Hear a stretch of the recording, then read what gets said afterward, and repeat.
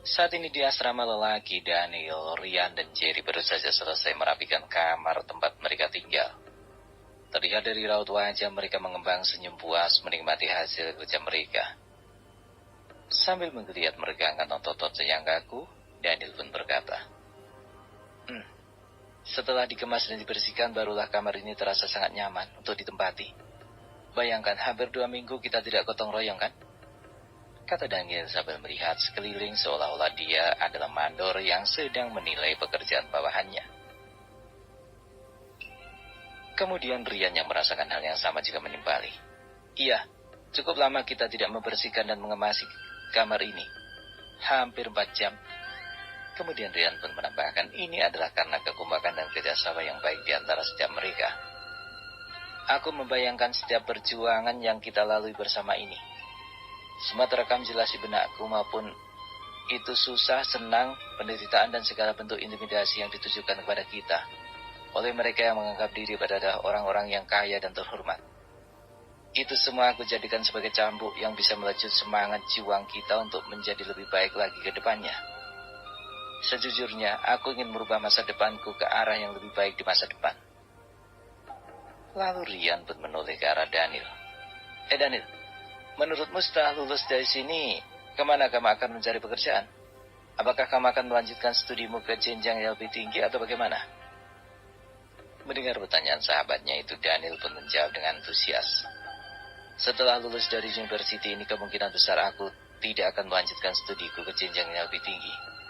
Kau sendiri tahu kan? Untuk ini saja orang tuaku sudah banyak mengeluarkan uang. Bagaimana mungkin aku bisa melanjutkan ke jenjang yang lebih tinggi? Kemungkinan besar setelah lulus dari sini aku akan mencari pekerjaan di perusahaan swasta. Mungkin akan menjadi anak magang terlebih dahulu. Tapi yang jelas aku harus memanfaatkan setiap kesempatan yang ada. Aku harus menghasilkan sesuatu yang membuat orang tuaku bahagia dan juga bangga. Sudah saatnya mereka berhenti bekerja dan membiarkan aku yang merawat mereka. Aku akan bekerja, mendapatkan gaji, dan mereka harus boros. Daniel berkata sambil terkekeh. Saat ini pandangan matanya jauh menerawang ke langit-langit ruangan kamar mereka. Dan kamu, Rian? Setelah kita lulus, apa rencana kamu selanjutnya? Mendengar pertanyaan dari Daniel, Rian dengan mantap menjawab. Setelah lulus dari sini, maka aku akan mengabdikan diri di kampung halamanku sebagai seorang guru. Ini karena aku tahu betapa di kampung halamanku kurang tenaga pengajarnya guna mendidik generasi penerus. Andai keadaan seperti ini terus berlanjut, dapat dipastikan bahwa kampung halamanku tidak akan pernah bisa maju walaupun sampai 100 tahun ke depan. Mendengar kata-kata Rian yang dia ucapkan dengan penuh semangat, Jerry yang sejak tadi hanya menjadi pendengar pun segera menghela. Itu adalah niat yang baik, kata Jerry sambil mengacungkan ibu jarinya. Aku setuju denganmu. Kamu harus bisa meyakinkan para orang tua di kampung halamanmu betapa pentingnya pendidikan di zaman sekarang ini. Aku menghargai niat muliamu itu, karena seorang guru tugas mereka bukan hanya mengajarkan berhitung dan membaca saja, tapi lebih dari itu membentuk karakter anak-anak didiknya sejak usia dini. Menanamkan nilai-nilai budi pekerti, membentuk mentalitas serta moral dasar bagi mereka. Memupuk semangat mereka tentang rasa cinta terhadap bangsa dan negara. Memberi mereka pemahaman tentang perlunya toleransi dalam keberagaman, serta rasa sosialitas yang tinggi. Semangat itu harus ditanamkan di dalam diri generasi muda sejak dini. Dan itu adalah tugas yang harus dipikul oleh guru. Membangun mentalitas anak-anak generasi penerus itu bagaikan membangun sebuah bangunan yang tinggi. Jika pondasi mereka kuat dan mengakar, maka walaupun bangunan itu tinggi tidak akan mudah roboh, walaupun dihantam badai. Dan itu lagi-lagi adalah tugas seorang guru. Dulu ketika aku masih kecil, aku sering mendengar ayah pengasuhku berkata, "Nak, sekolahlah dengan benar, belajarlah dengan rajin. Karena pohon yang rindang itu sangat bergantung kepada tunas-tunas yang baru untuk tetap rindang setelah daun-daun tua berguguran." Mendengar itu aku sadar bahwa sebuah bangsa akan sangat bergantung kepada generasi penerus. Agar sebuah bangsa itu tetap stabil, maka generasi muda harus mampu memiliki talenta yang walaupun tidak bisa mengungguli generasi setelahnya, namun setidaknya harus berada di level yang sama. Jika sedikit saja kualitas generasi muda di bawah generasi tua, maka bersiaplah menerima kemunduran bagi setiap bangsa itu. Jerry berkata dengan penuh berapi-api. Dalam hal ini, menurutku kalau orang tua juga harus berperan.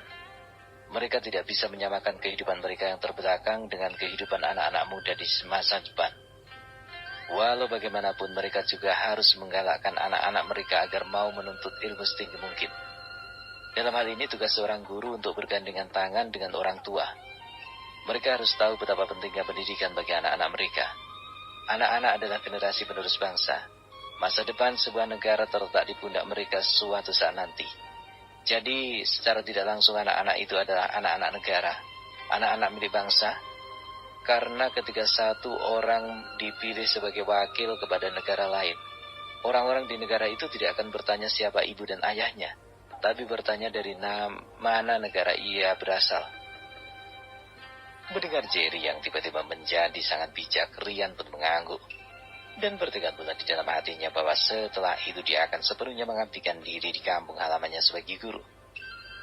Tapi baru saja Jerry selesai bicara, Rian dan Daniel pun serentak menatap kepadanya. Jerry, setelah kuliah kita berakhir, kemana kamu akan pergi? Apa kamu sudah punya rencana? Daniel bertanya dengan penasaran. Mendengar pertanyaan itu, Jerry kembali memasang wajah serius.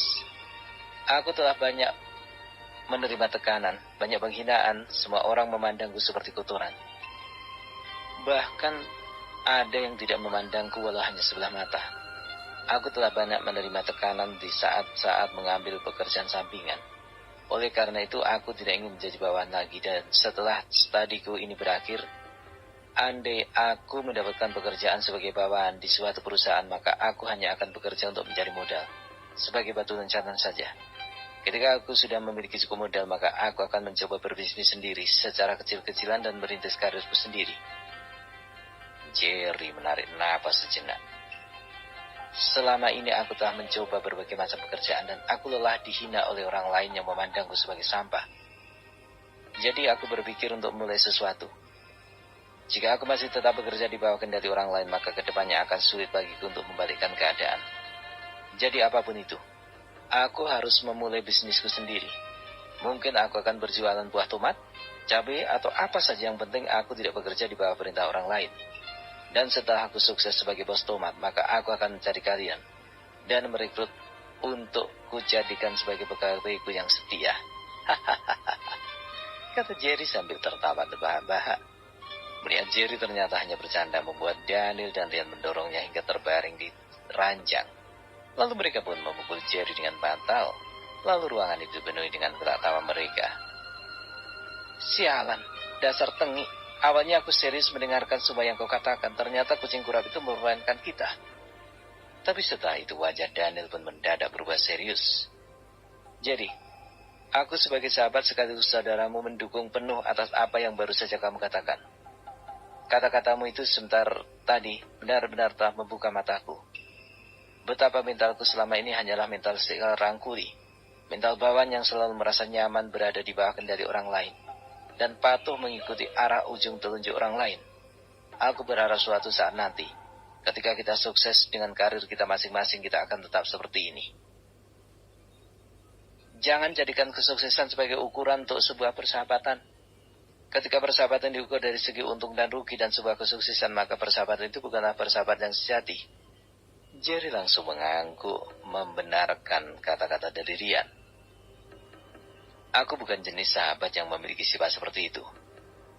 Lalu Jerry menggapai tangan kedua sahabatnya dan menggenggamnya dengan erat. Sahabat untuk selamanya. Lalu mereka pun berserentak berkata, sahabat untuk selamanya. Betapa indahnya sebuah persahabatan jika kita saling mengasihi dan saling menyayangi tanpa memikirkan ras, golongan, dan miskin atau kaya. Karena jika sebuah persahabatan diukur dengan materi, maka itu bukanlah persahabatan yang sejati. Sahabat sejati akan merasa sakit ketika sahabatnya kesakitan. Kurang lebih seperti itulah pandangan sederhananya sebuah arti sahabat. Saat ini Jerry sudah bersiap untuk pergi ke New Village. Dia berkata kepada kedua sahabatnya, Daniel, Rian, aku pergi dulu. Mungkin aku akan kembali lagi ke sini di waktu sore.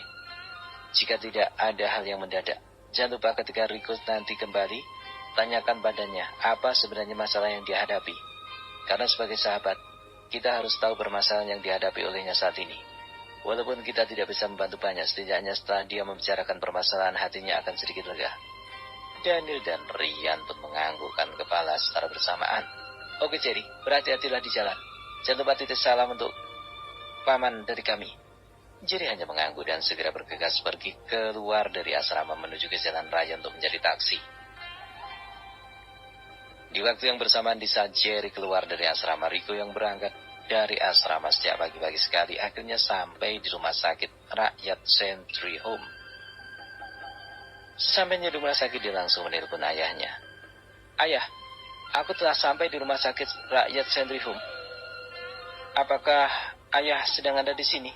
Kalau ayah ada di sini, tolong keluar jemput aku. Aku tidak tahu kamar di mana ibu dirawat. Mendengarannya nyata sampai di rumah sakit, ayah Rico pun bergegas keluar untuk menemuinya. Lalu mereka bersama-sama masuk ke rumah sakit dan langsung menuju ke kamar di mana ibunya dirawat. Sesampainya di ruangan tempat ibunya dirawat, Rico tidak bisa menahan air matanya. Bagaimanapun kerasnya hati seorang anak, tapi tetap tidak akan tega melihat ibu yang melahirkan terbaring lemas dengan mata tertutup di rumah sakit. Sambil berlutut di sisi ranjang tempat ibunya terbaring, Rico berkata sambil berisik, Ibu, ini aku Rico, anakmu datang Bu, buka matamu Bu. Melihat Rico menangis sambil berlutut membuat ayah dan adik perempuannya juga ikut bersedih. Seketika ruangan itu dipenuhi dengan suara isak tangis. Sudah Rico, jangan menangis. Walaupun ibumu sedang terbaring dengan mata terpejam, tapi dia bisa mendengar. Dia pasti akan sangat tertekan saat mendengar tangisanmu. Itu bisa memperburuk keadaannya. Mendengar kata-kata ayahnya, Rico segera berhenti menangis dan menghapus air matanya. Dia lalu berdiri. Ayah, mengapa ibu bisa begini? Apa yang sebenarnya terjadi?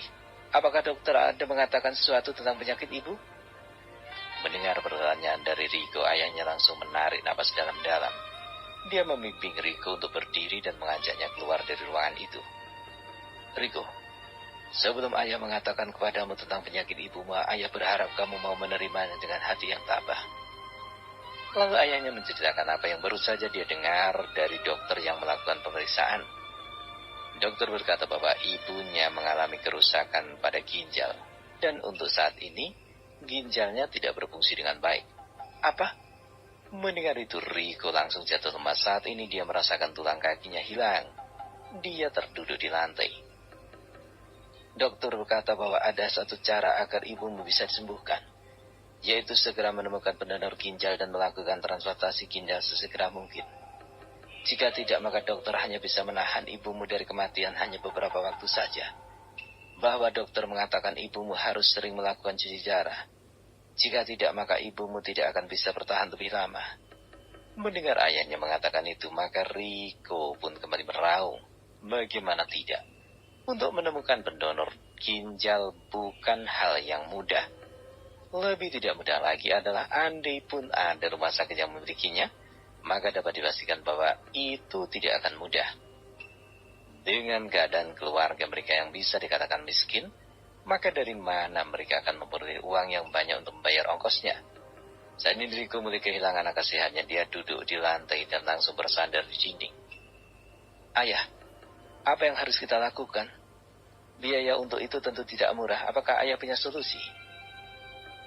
Ayah telah memikirkan untuk menjual rumah dan tanah yang kita miliki untuk biaya perawatan lanjut ibumu. Lalu ayah, jika rumah dan tanah kita dijual, bagaimana nanti kita tinggal? Kita tidak punya pilihan lain. Walau bagaimanapun kesehatan ibumu lebih penting. Tapi menurut penjelasan dokter tadi bahwa harga untuk ginjal tidaklah murah. Karena sebenarnya ini bukanlah sebuah barang bebas jual di tempat umum. Jadi dia tidak memiliki harga pasar yang pasti. Tapi dokter mengatakan bahwa yang paling memungkinkan adalah menghubungi beberapa rumah sakit besar. Namun untuk harganya pasti tidak murah. Dokter telah mengatakan untuk mendapatkan ginjal dari rumah sakit luar negeri, maka bahwa harga ini sendiri bisa sampai 100-500 dolar Amerika. Kemungkinan besar kita tidak bisa membelinya walaupun seluruh harta yang kita miliki tidak akan cukup. Tapi harus bagaimana lagi? Saat ini ayah hanya bisa menjual aset keluarga kita.